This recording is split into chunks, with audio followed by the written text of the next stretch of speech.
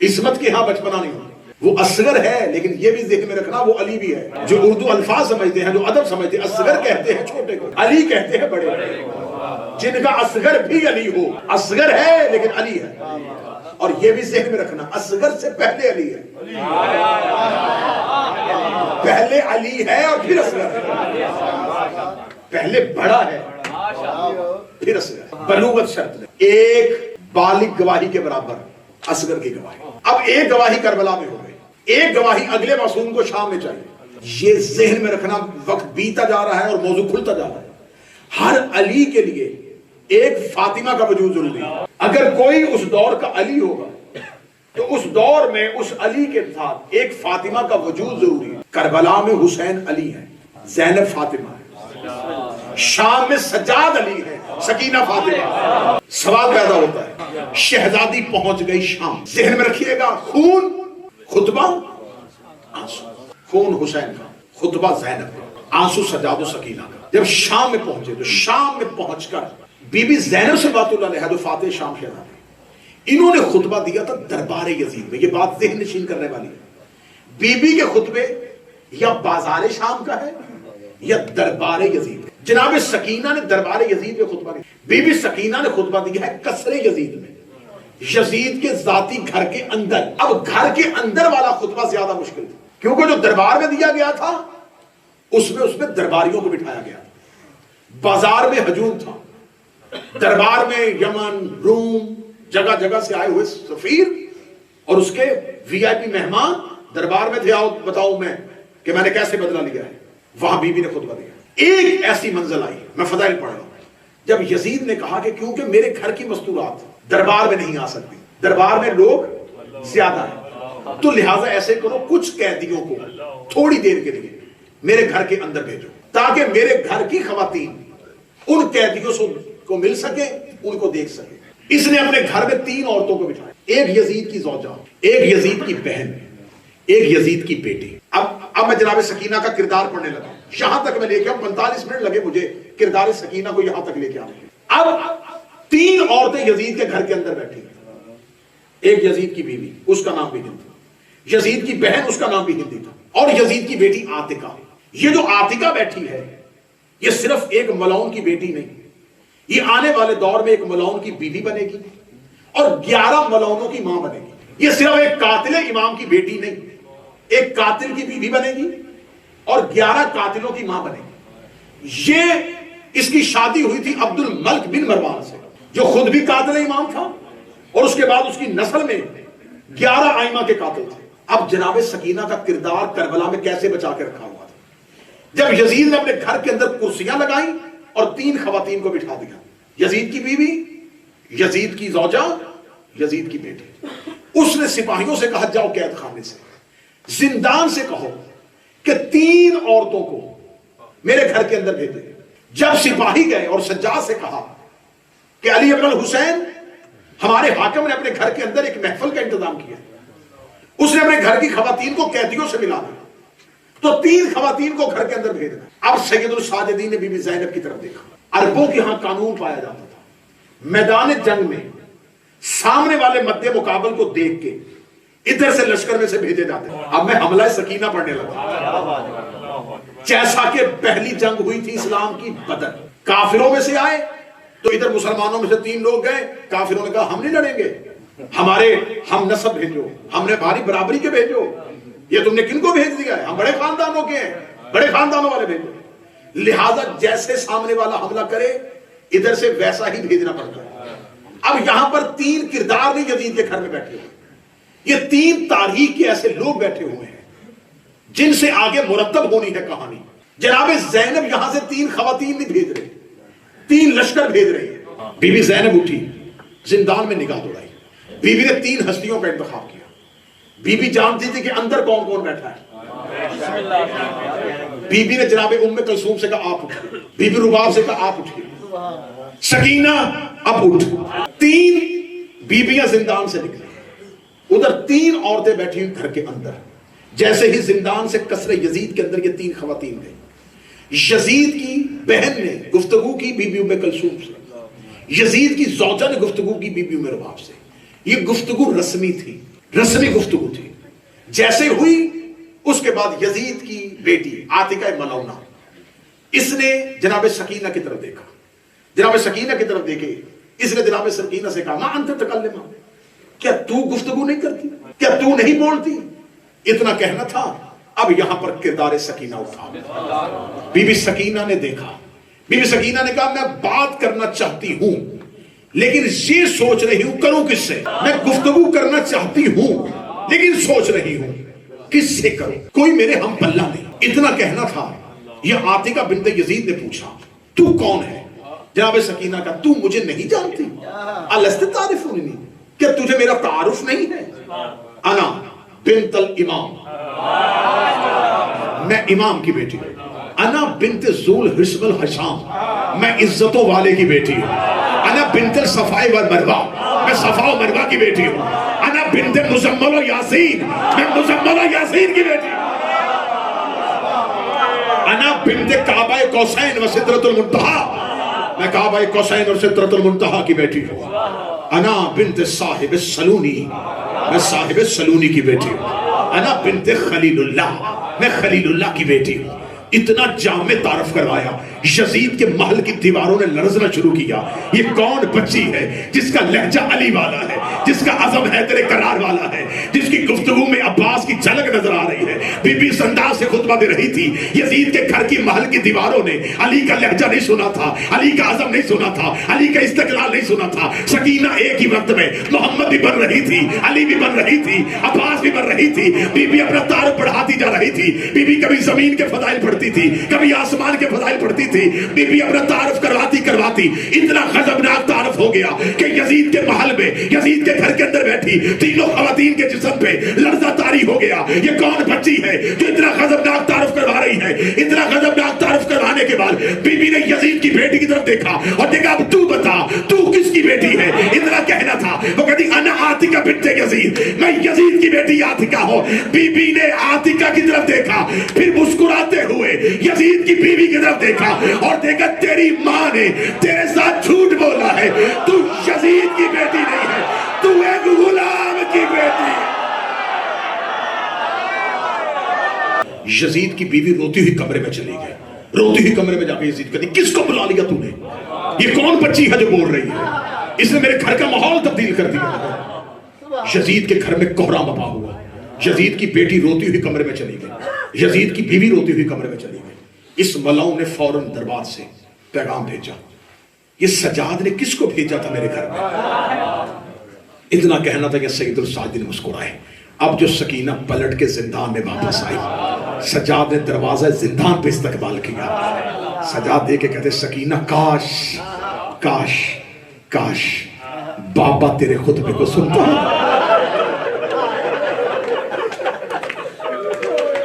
सकीना, तूने हुसैन की लोरी का असर दिखा दिया।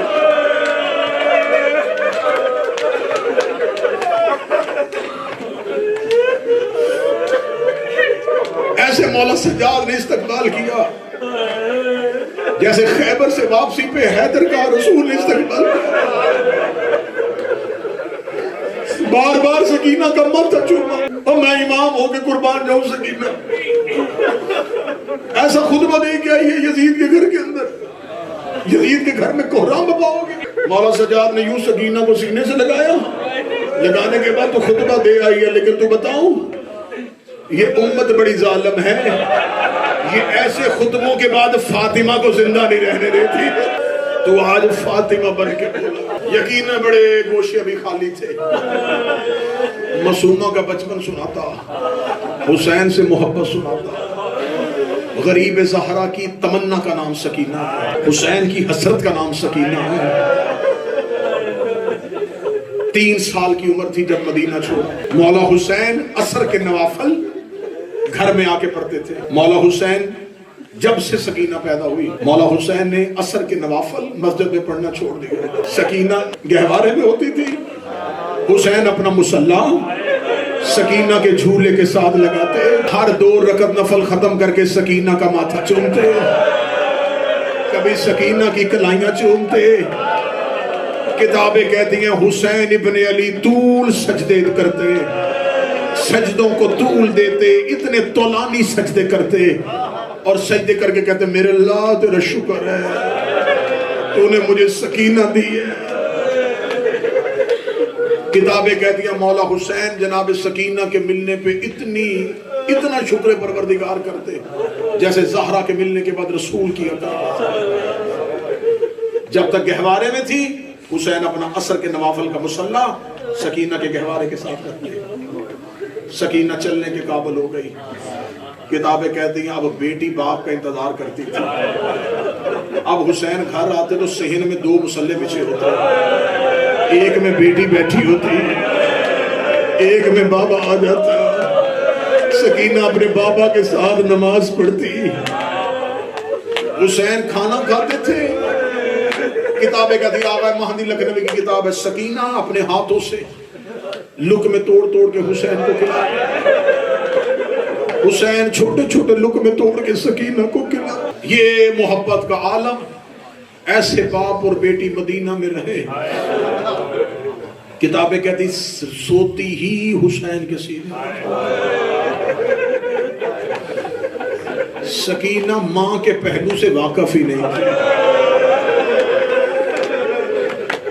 سکینہ سوئی ہی حسین کے سینے۔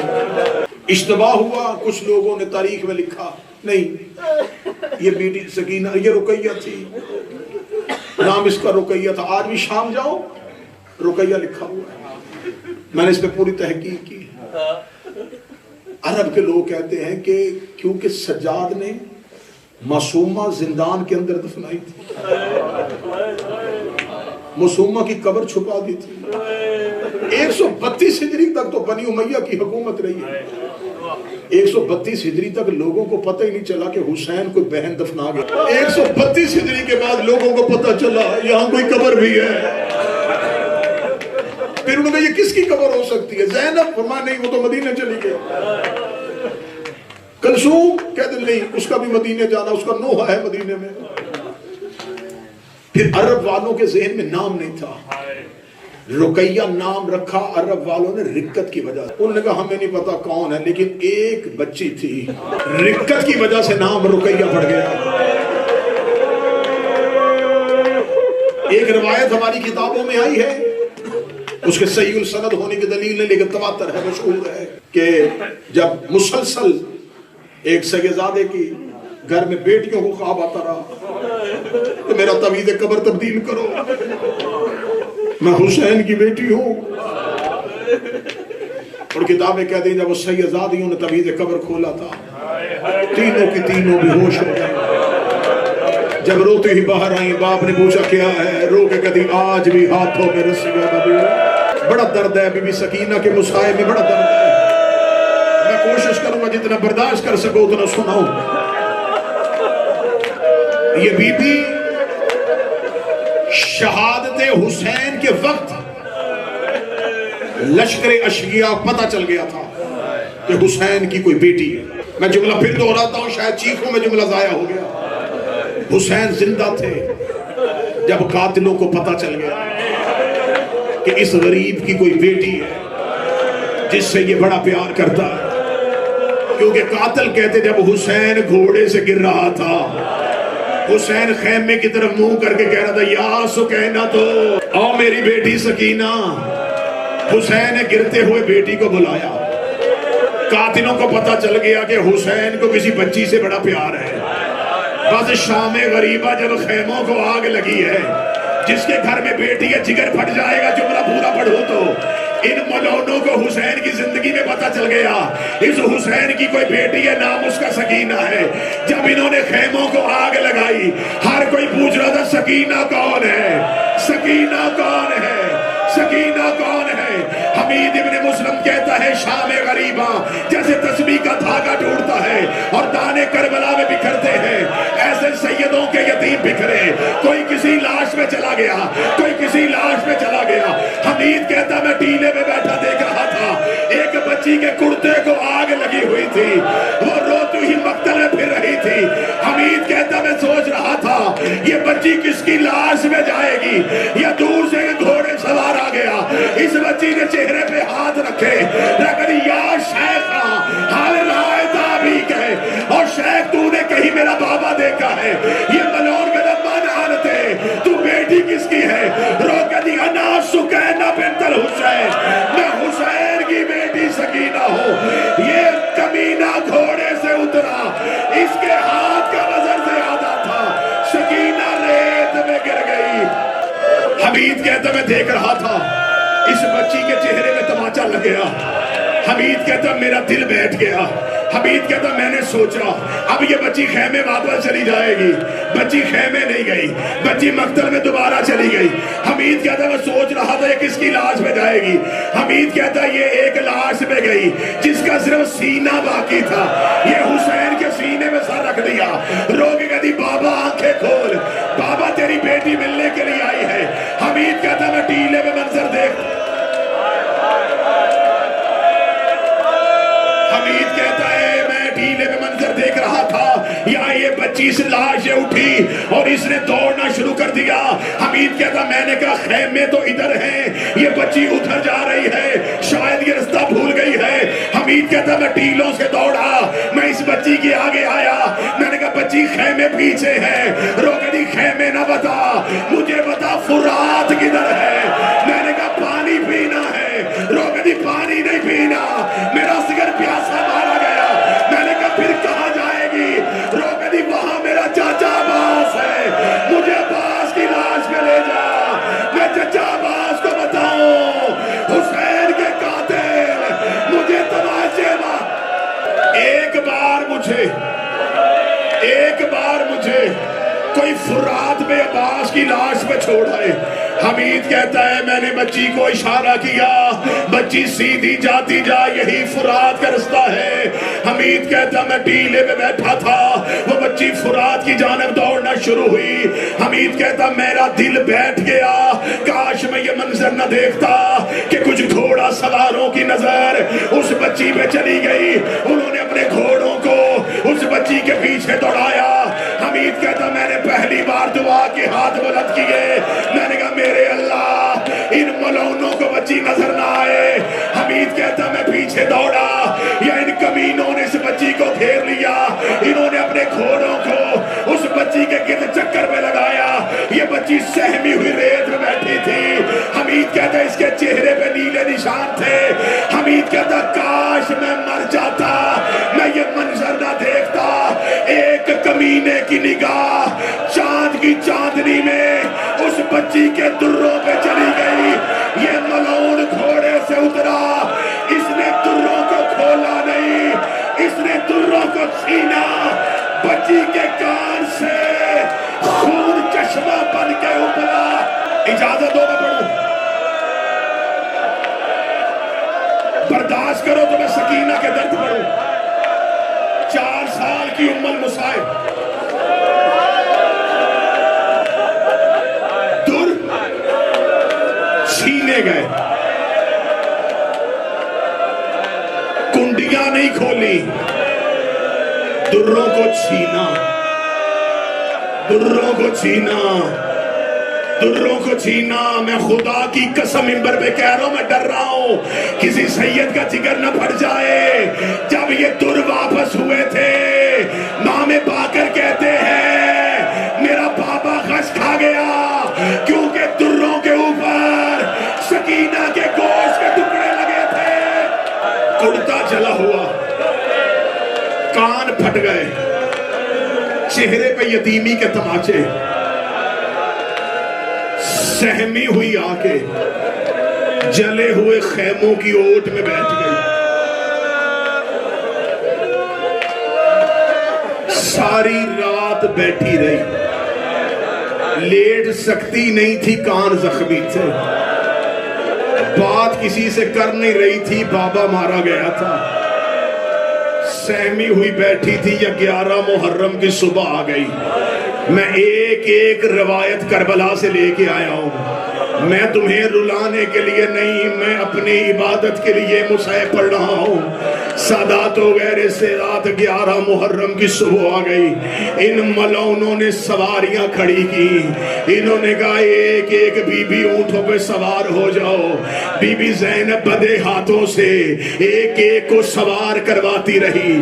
بی بی زینب کی آواز آئی سجاد سکینہ کو میرے ساتھ بیٹھنے دینا, یہ رات کی زخمی ہوئی ہے, میں اسے اپنی سواری میں بٹھاؤں گی کیونکہ مجھے حسین نے وصیت کی تھی زینب میری بیٹی کا خیال رکھنا, میرے بھائی کی امانت ہے, میں سکینہ کو اپنی سواری میں بٹھاؤں گی. جب بی بی زینب سکینہ کو سواری میں بٹھانے لگی, شمر ذی الجوشن ملعون اور سنان ابن انس, حسین ابن نمیر, یہ ملعون آئے. انہوں نے آگے اس بچی کو کون بٹھائے گا؟ زینب کی آواز ہے میری سواری میں بیٹھے گی, میں غلط پڑھوں مجھے حسین معاف نہ کرے, تو رو کے ماتم نہ کر سکے, تو جانے سکینہ جانے. یہ ملعون دے کر یہ بچی کسی کے ساتھ سوار نہیں ہوگی, اس بچی کو علیحدہ اونٹ پہ بٹھاؤ. ان ملعونوں نے ایک اونٹ منگوایا. سکینہ رات کی زخمی تھی, سکینہ اونٹ پہ بیٹھی, میں نے حسین ضامن دیا ہے. ان ملعونوں نے سکینہ کے پاؤں اونٹ کے ساتھ رسی سے باندھ دیے. رسی کے ساتھ سکینہ کو باندھنا تھا. زینب اونٹ سے گر گئی, رو کے کہتی او ملعونوں, اور میری 4 سال کی بچی, اور ظالموں, اور میری سکینہ کا بدن لہو سے تر ہو گیا. سکینہ کربلا سے شام تک اتنی زخمی, کتنی زخمی ہوئی, چھوڑ دیا. جتنا رونا تھا وہ تم رو چکے, اس سے زیادہ بشری تقاضا بھی نہیں ہے. مجھے علم ہے کہ مجمع میں اکثریت سادات کی بیٹھی ہوں, سیدوں سے یہ درد برداشت نہیں ہونے, حسین کی بیٹی کے درد نہیں سنے جانے. بس میں ایک نوحہ پڑھنے لگا ہوں, میرے بعد نوحہ پڑھا جائے گا, لکھا بھی شاعر میں ہوگا, پڑھیں گے بھی نوحہ خان. میں وہ نوحہ پڑھنے لگا ہوں جو خود سکینہ نے پڑھا تھا, اپنی غربت میں پڑھا تھا. جب سکینہ کی آخری رات آ گئی, روتی ہوئی سجاد کے قریب آئی, رو کے کہتی سجاد آج میں تجھ سے کچھ باتیں کرنا چاہتی ہوں. مولا سجاد نے سکینہ کو زانوں میں بٹھایا, رو کے کہتی آج تجھے امام سمجھ کے نہیں, آج تجھے بھائی سمجھ کے نہیں, آج میں ایسے باتیں کروں گی جیسے بیٹیاں باپ سے کرتی ہیں. سجاد کی آواز ہے سکینہ بول, میں تیرا بھائی نہیں, میں تیرا باپا ہوں. اتنا کہنا تھا, اپنے زخمی ہاتھوں سے سجاد کا چہرہ ڈھونڈا, سجاد کی داڑھی پہ ہاتھ رکھے, رو کے دی سن پھر سجاد 11 محرم سے لے کے اب تک میں نے کچھ درد تجھے نہیں بتائے. آج سکینہ کی آخری رات ہے, آج سکینہ سے درد سن لے. سجاد کی آواز ہے بول سکینہ, رو کے کہتی میرا پہلا درد سن لے. سجاد مجھے تیری جوانی کی قسم ہے, مجھے اب تیرا چہرہ نظر نہیں آتا. انہوں نے میرے منہ پہ اتنے تماچے مارے ہیں, سجاد میری آنکھیں پھٹ گئی ہیں, سجاد میری بینائی چلی گئی ہے. رو کے دی سجاد دوسرا درد سن لے. سجاد مجھے بتا دادی زہرا کیسے زخمی تھی؟ آواز آئی زہرا کا پہلو زخمی تھا. رو کے سجاد کے سر پہ ہاتھ رکھا, رکھ کے دی تیری غربت کی قسم میری پسلیاں